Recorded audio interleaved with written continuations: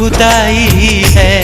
तूने कैसी ये दुनिया बनाई है।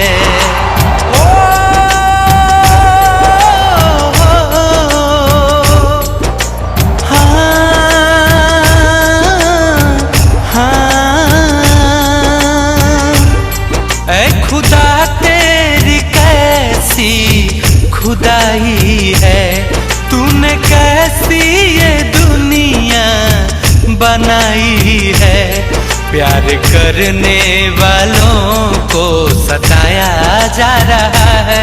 प्यार करने वालों को सताया जा रहा है। क्यों मोहब्बत का नक्शा मिटाया जा रहा है। क्यों मोहब्बत का नक्शा मिटाया जा रहा है।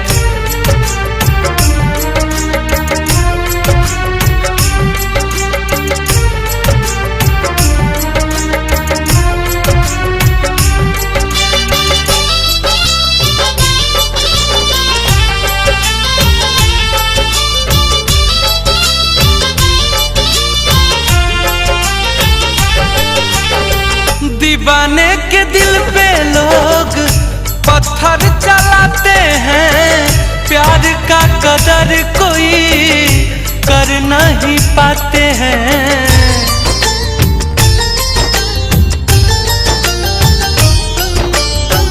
दीवाने के दिल पे लोग पत्थर चलाते हैं। प्यार का कदर कोई कर नहीं पाते हैं। प्रेमी प्रेमिका को कितना रुलाया जा रहा है। प्रेमी प्रेमिका को कितना रुलाया जा रहा है। क्यों मोहब्बत का नक्शा मिटाया जा रहा है। क्यों मोहब्बत का नक्शा मिटाया जा रहा है।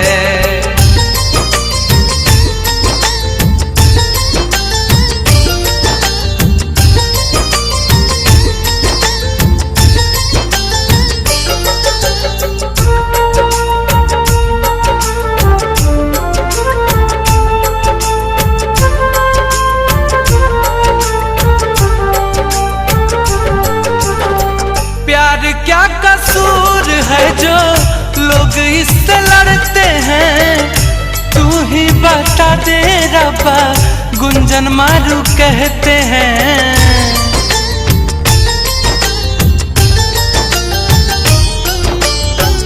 प्यार क्या कसूर है जो लोग इससे लड़ते हैं। तू ही बता दे रब्बा अप्पू हसमुख कहते हैं। प्यार आग लगा के जलाया जा रहा है। प्यार आग लगा के जलाया जा रहा है। क्यों मोहब्बत का नक्शा मिटाया जा रहा है।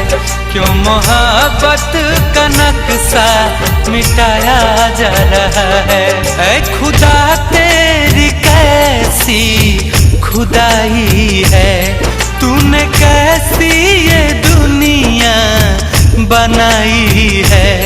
प्यार करने वालों को सताया जा रहा है। प्यार करने वालों को सताया जा रहा है। क्यों मोहब्बत का नक्शा मिटाया जा रहा है। क्यों मोहब्बत का नक्शा मिटाया जा रहा है।